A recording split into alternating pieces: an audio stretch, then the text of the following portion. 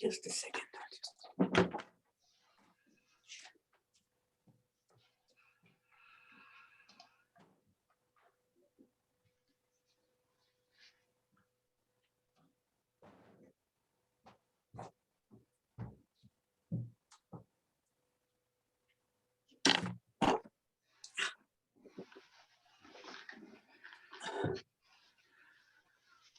Okay, so can everyone hear me okay? I shall start with a brief introduction. It's a great pleasure to welcome Jette Linde here today to give our talk for our seminar series. For those of you who don't know, she's a curator of Viking Age, medieval and historical archaeology at Mosgard Museum, which is just near Aarhus. She also has an adjunct position at the Department of Archaeology and Cultural Heritage Studies at Aarhus. Today she's going to talk about one of her kind of recently finished projects on urban diaspora, but she's also been involved in a lot of really interesting projects on urbanism in Denmark, and her current project is looking at the archaeology of poverty, misery and despair, which sounds fascinating. But anyway, without further ado, let me just hand you over to Jette, who's going to talk to us today about the rise and fall of diaspora communities in early modern Denmark. Thank you, Jette. Thank you, Gavin. Can everybody hear me? Fine. Thank you, Gavin, and thank you for inviting me to Iceland, albeit virtually. I'm really happy to be here and get the chance to meet you all. I'm here to present a book, this one, published only 3 months ago. The book, the title I use as a headline. The book is a result of the Urban Diaspora Project, a Danish-Swedish research project with the participation of 12 archaeologists, historians and scientists from 2 countries working intensely with migration in 3 cities. Yes. The book is on migrant communities. It contains analysis of religious meetings, on marriage strategies, business relations, on the relationship between rich migrants and poor natives. But it also contains analysis of the archaeological record on objects and diets, small finds and consumption strategies. Today, I've chosen to talk about one aspect of the book and project that are most frequently asked. How do we identify migrants in the archaeological record? To do that, I want to take you through the historical context and research history. I want to talk about our cities, Ny Lødøse, Elsinore and Aalborg, then talk about probate inventories, social practices, and ending with the questions on how we do find migrants in the archaeological record.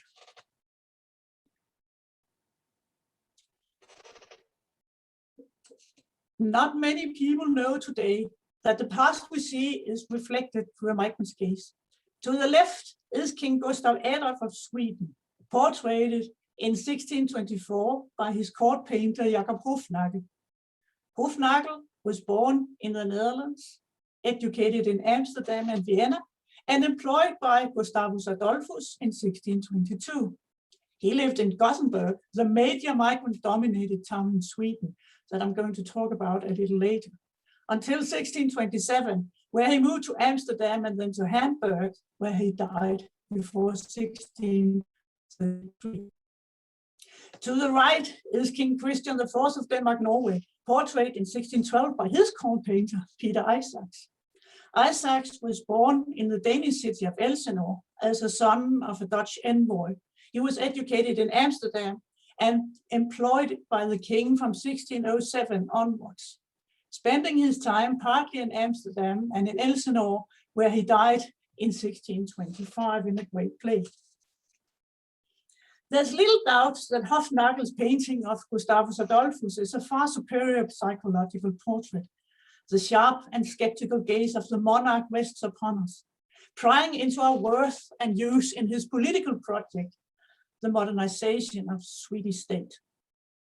Isaacs, on the other hand, depicts Silk masterly, but his king is painted as an imperious, almost brutal man who aims to dominate us into submission. That is an almost exact reflection of the role the monarchs bestowed upon the migrants, that arrived to their countries. The Swedish king gave economic, political, and religious privileges in order to attract the economic, commercially, and dare we say, culturally far superior immigrants. The Danish king, King Christian IV here, and his father Frederick II, gave no such privileges, but placed the migrants under heavy surveillance, demanding that the newcomers conform to the Lutheran faith.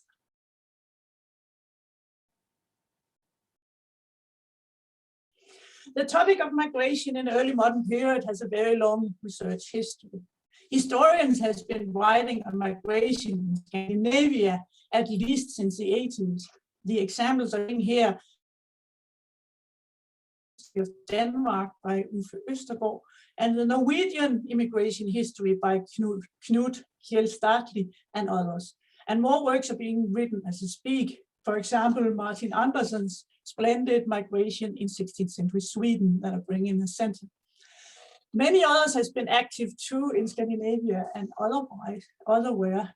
The historians Hilde Somerset and Peter Ekamper has done wonderful research into the Norwegian community in Amsterdam in the 16th and 17th century, just as the historian Justina Brooks-Muschewitz has done amazing research on the Hanseatic communities in Stockholm and Bergen. Historical archaeologists have taken great interest in migration too in Scandinavia. The Dutch diaspora and identity project on the excavation of the Jewish neighborhood in 17th century Amsterdam is amazing, with a wonderful website and ongoing as we speak.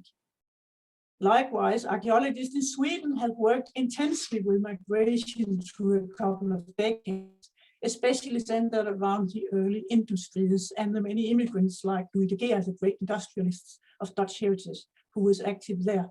However, the first Danish paper was printed as late as in 2012. It was, written by me. And the interest rose only in very recent years, not the least through the funding of the Urban Diaspora Project. So historically, the presence of large numbers of migrants in our city is well known. From an archaeological point of view, we are developing our knowledge, but the Denmark and Sweden, they met, of course, vastly different than today. Present Denmark is the result of 300 years of military and political defeat. But until 1658, Denmark-Norway was the leading economic and military power in the North Atlantic, with the Danish Navy dominating the waters from Arkhangelsk in the east to Iceland in the west, from Spitsbergen in the north to the Wadden Sea in the south. Present Sweden, on the other hand, is the result of 100 years of political and military victories in the 16th century, and many of these won over Denmark-Norway. The Sweden of the past was in the very early steps of what is now called Stormagtiden, the powerful age, the great age, and its industries and towns were developing under royal protection and with many immigrants active in the process. And now we have arrived at the three cities targeted by the Urban Diaspora Project: the Danish city of Aalborg, the most important hub for trade in Norway. Also the Danish city of Elsinore, seat of the Soundtoll, and the dominant hub for shipping between the Baltics and the West in the early modern period. Finally, we target the politically motivated Nya Lødøse, founded in 1476 as Sweden's port towards Western Europe. All three cities house large communities of immigrants, and they form the core of the Urban Diaspora Project. The town of Nya Lødøse, you see here, was founded in 1476 as Sweden's gate to the west. The town itself was went to warfare with Danish participation a couple of times, and was relocated to the present site of Gothenburg in 1612. And all traces of the town is gone now. It is located in an urban wasteland of transportation lines and urban storage buildings. The area has been subject for large-scale excavations in recent years, and you see the plan to the right. It's the largest excavation in Western Sweden, and the analysis of this town and its documentary sources form part of our book written by members of this project, the Lødøse Project.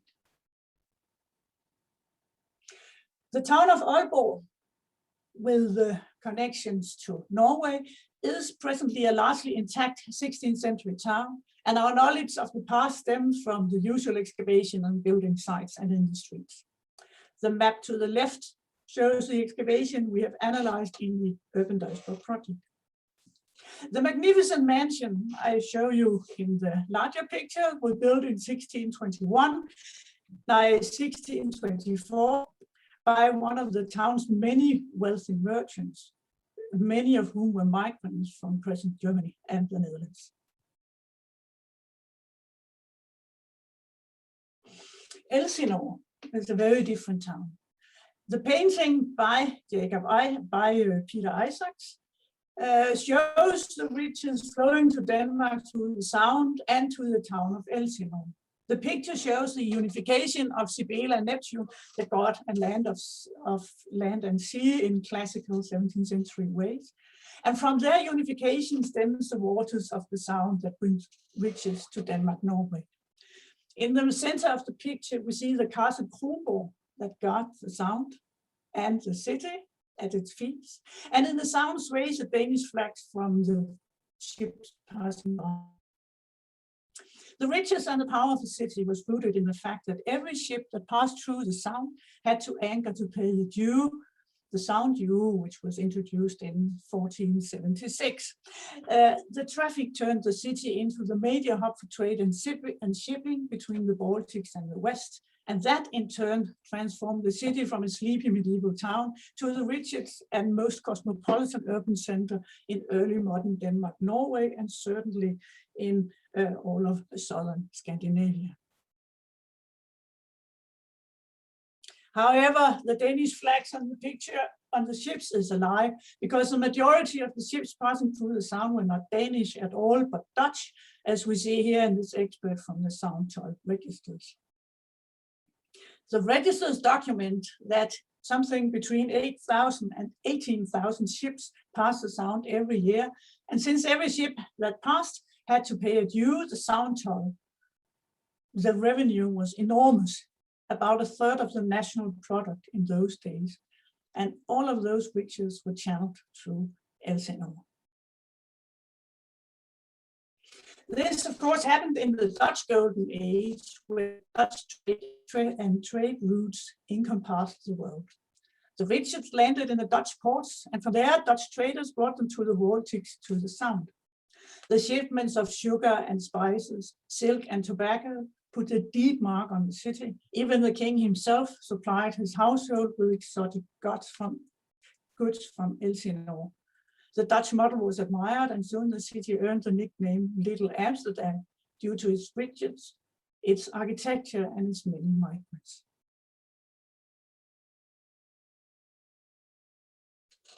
But where did they come from?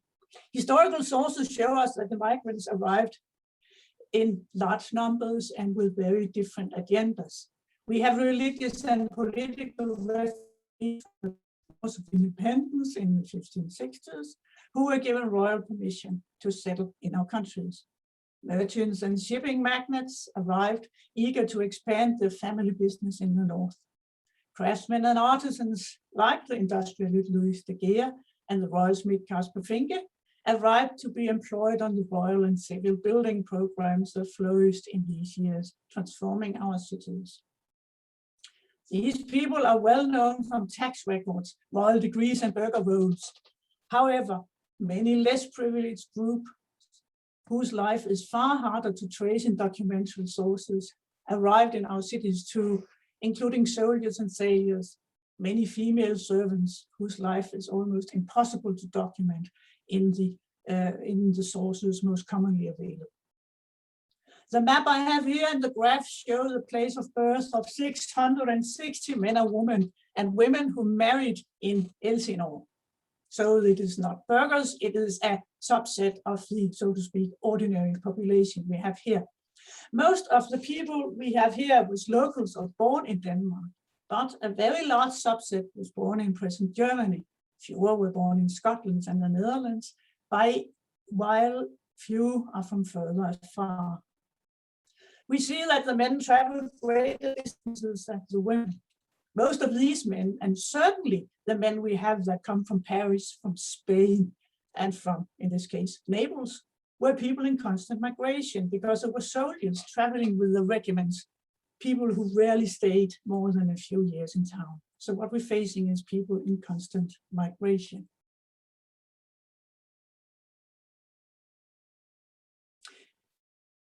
Like Aalborg, Elsinore is a 17th century town. It also has 16th century roots, and it is heavily protected by legislation. It is the most intact town in Denmark, and thus the conditions of archaeology are largely the same as in Aalborg, with very few larger clearings. However, a fourth of the town was destroyed through warfare with Sweden in 1658. Half of this part of town, located between Kronborg and the present town, were completely destroyed when the ferry harbor you see on the map to the left was dug in the 19th century. But the northern part that I here have encircled with red is still intact under a wasteland of parking lots and wharf buildings. And large part of this area was excavated in 2010, and you see a picture from the excavation from 2010 with the church, that is a cathedral, in the background looking at preserved 18th century houses.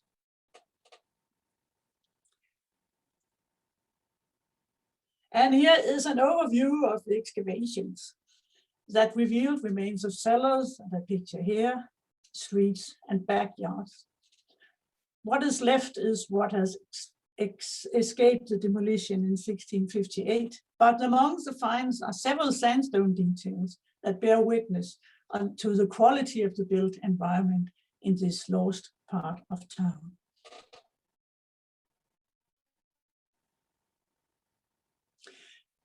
What I'll talk about today is that the excavations revealed remains of exotic consumption, Italian majolica, Chinese porcelain, and Venetian drinking glasses, along with more common wares as Dutch ware, cooking pots and pans, storage jugs, and so forth.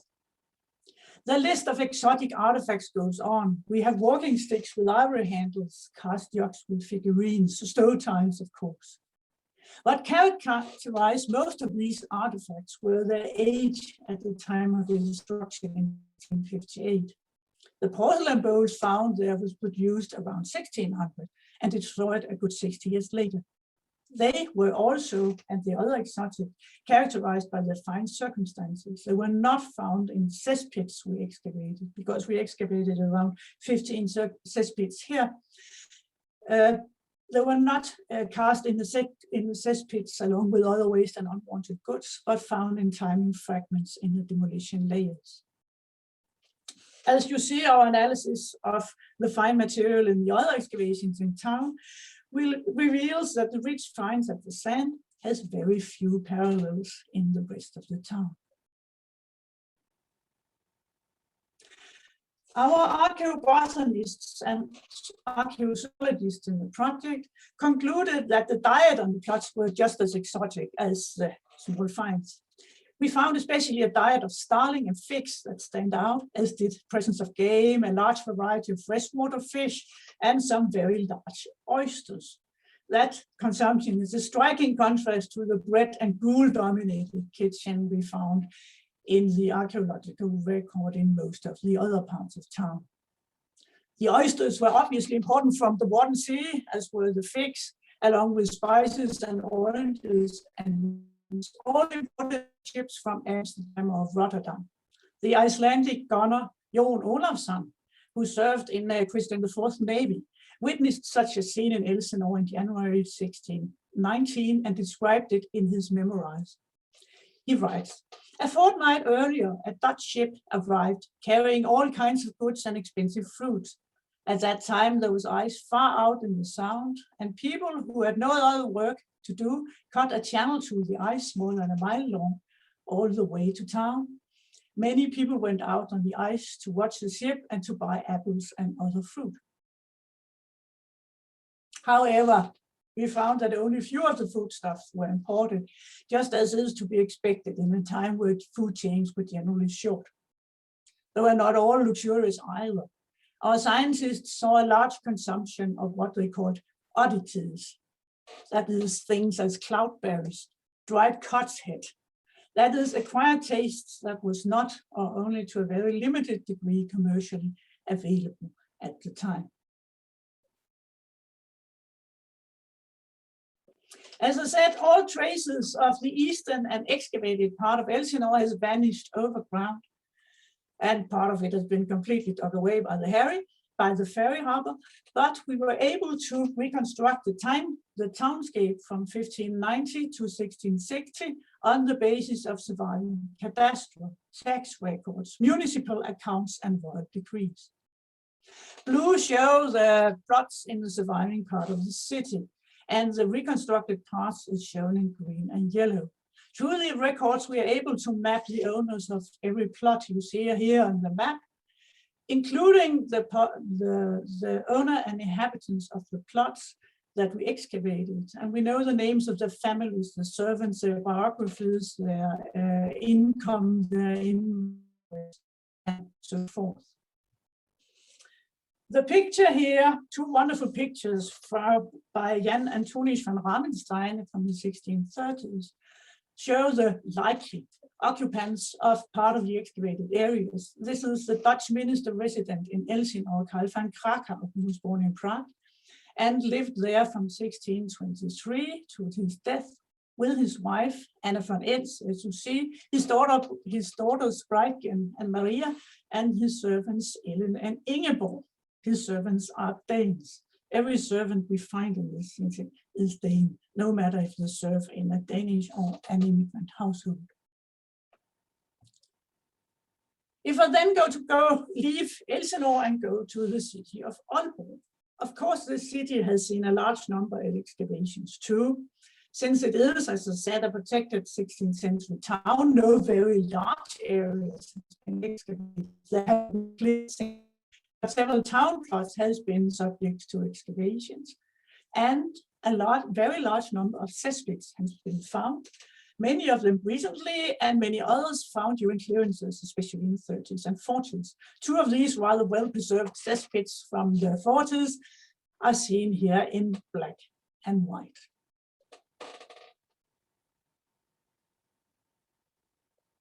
The excavations of the cesspits in the city revealed large number of exotic artifacts.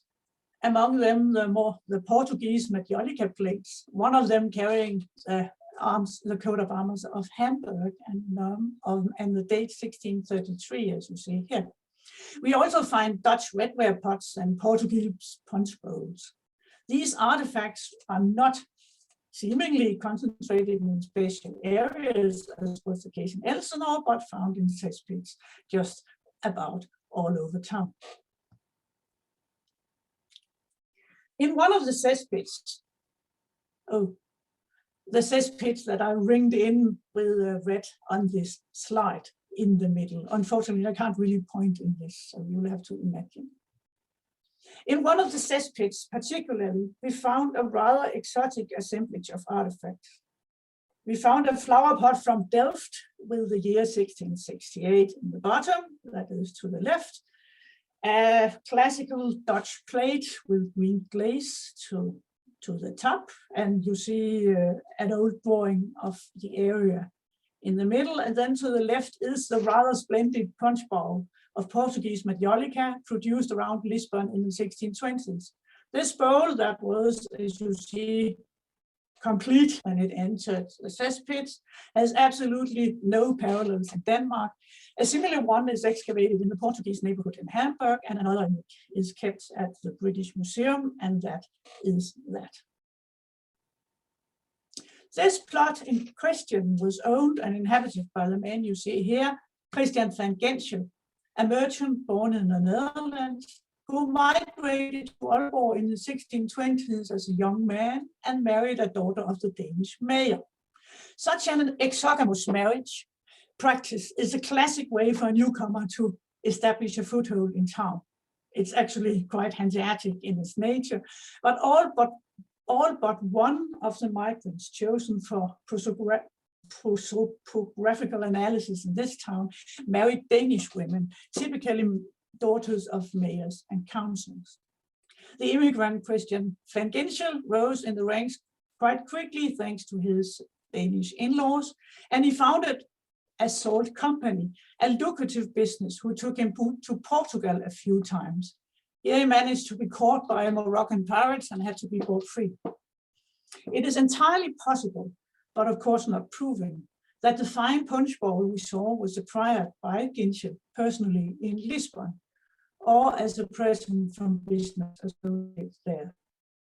The bowl does not appear in the probate inventory taken after Ginchel's death, and it seems that it is deposited in the cesspit along with a wide range of other unwanted goods, perhaps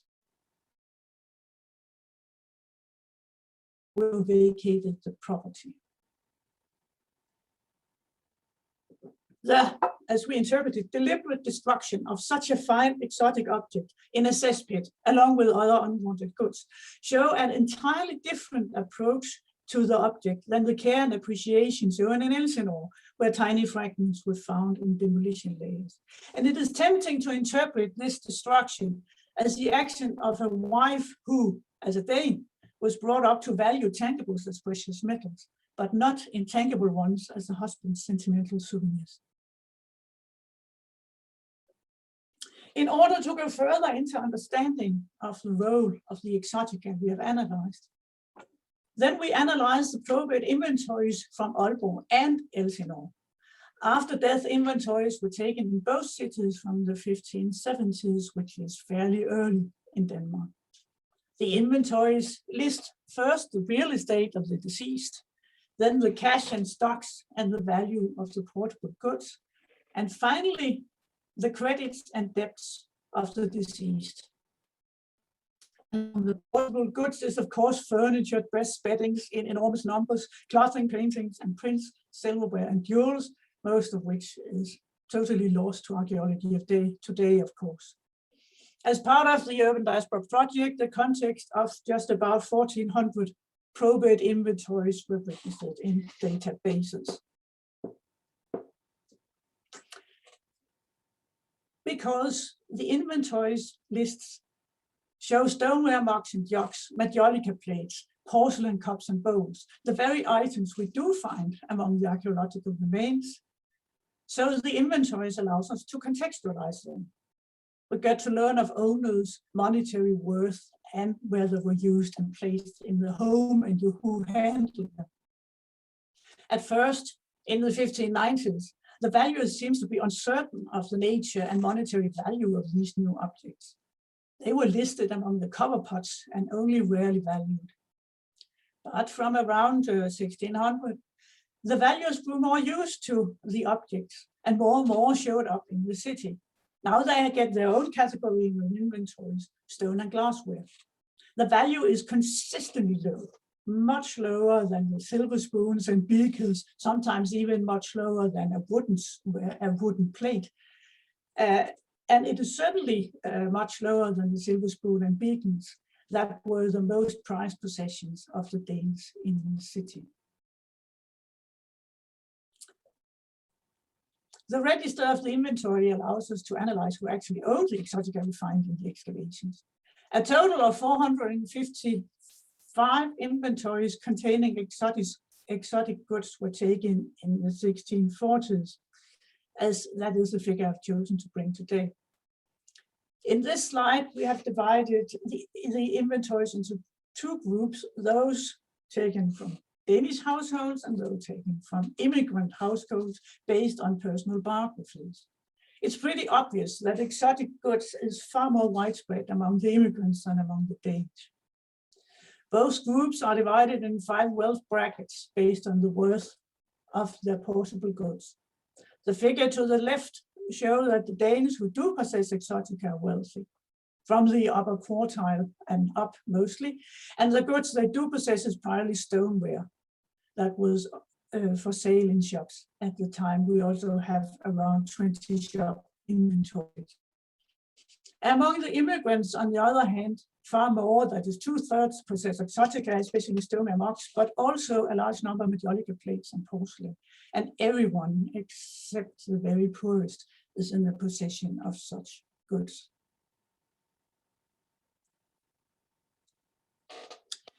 Here I bring a network analysis based on debts to named creditors registered in 40 probate inventories in Elsinore in 1590 to 1600. The origins of creditors and debtors are marked. Yellow mark the immigrants and blue the Danes, and with red denotes the owners of exotica in this time. This debt analysis demonstrates that the community of debit and credit in town were largely segregated at this early point, with not much mixing between the groups. Furthermore, we see that the exotic vessels, the Red Dutch, largely circulated among immigrants in town at the time. The people that supplied them are interesting. I brought a few names here, you can read them. They were obviously supplied by the Dutch-born shipmasters, men as Meinert Poulsen and Cornelis Jansen, the Dutchman, who was working in the service of the merchant Marike Gelsaks. This is shippers that we know from the Soundshall register, so we know they were in Amsterdam to get goods, and they supplied it to the merchant in Elsinore and could well have taken the exotic with them. The only exception, or should I say the only Dane who owns such goods at this time, is Ellen Kjeldsdatter. She's a Danish-born servant girl, and her exotica shows up in the trunk where she keeps her meager possessions. That is entirely unexpected. We don't know about these vessels, but she owns one. She is in the service of a Dutch-born shipmaster, Jacob Meurs. I just tried to line the two in with a black dotted line. Ellen Kjeldsdatter is the only servant in Elsinore in the entire period from 1570 to 1650 who ever owned such goods. And we may imagine that the vessel was in fact a present from her employer, demonstrating the importance of these intimate cross-cutting community ties. The inventories reveal a connection between women and exotica that we would have a hard time grasping from other data. Almost all the values in the inventorying processes were men, but exotica, especially the majolica plates, were valued by immigrant women, documenting a special link between women and pots. The inventories also allows us to study where such objects were kept in the homes. The plates were kept in the halls and bedchambers in the homes where the wives were of immigrant descent. However, when the wife were Danish, she kept the plates in the kitchen to be handled by kitchen maids. We see this both in Elsinore and in Aalborg. In Aalborg, where our postdoc Jacob did a detailed study of 19 immigrants in the household, all of the exotica were kept in the kitchen.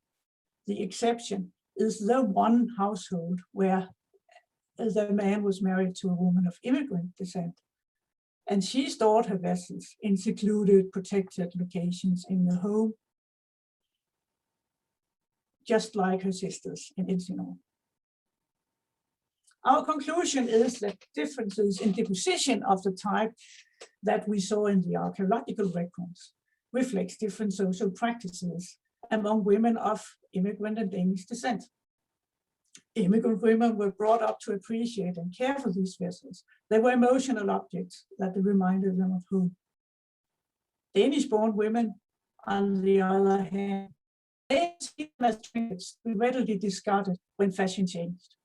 If so, the presence of exotic vessels may be the result of the business networks of immigrant shipmasters and merchants, while the social practices of care and appreciation we found in the archaeological record reflects the values and agencies of the women in the household. Values the immigrant women brought on to their daughters, the future mothers, who in their turn married other immigrant men. turning their community into a segregated one. It is hardly surprising that a project that targeted the household as we did, as many archaeological excavations do, has revealed information on the agency of women in the formation of diasporic communities. But since most documentary sources still reflect the agency and values of men, this gender perspective is entirely welcome. So how do we identify migrants in the archaeological record? We do it by contextualizing the archaeological record in time and space. That is, of course, because the model of representation does not work. No single artifact type represents migrants on a very large geographical scale, although we all wish they did. Across what is commonplace in Amsterdam is exotic in Elsinore, and what is commonplace in Elsinore might be very prized possession in Iceland or in Norway. What we can do is to contextualize our archaeological records in its local, regional, and large-scale context, paying close attention to supply chains and demands, to shop inventories, monetary values, and sensuous qualities. That will give us insight into what is odd and exotic, what is essential or luxury in any given place. And that will allow us to conclude on the identities of the people who lived on these spots. Likewise, when dealing with science, we have to focus on recipes more than ingredients, more on traces of preparation than representation of single species. And finally, we need to pay very careful attention to the social practices revealed in the archaeological record, the careful holding on to antiquities, or the mindless discard of unfashionable goods. Because the first characterized the segregated migrant communities, and the latter the assimilated Novorich. And thankfully, archaeology is extremely well suited to the study of such questions. Yes, and all of this is written in the book, which I hope you will find, if not inspiring, then thought-provoking, or just provoking, thereby inspiring your own thoughts. And now I just need to thank the participants in the project. And thank you. So thank you for your attention. Thank you very much, Jette. Perhaps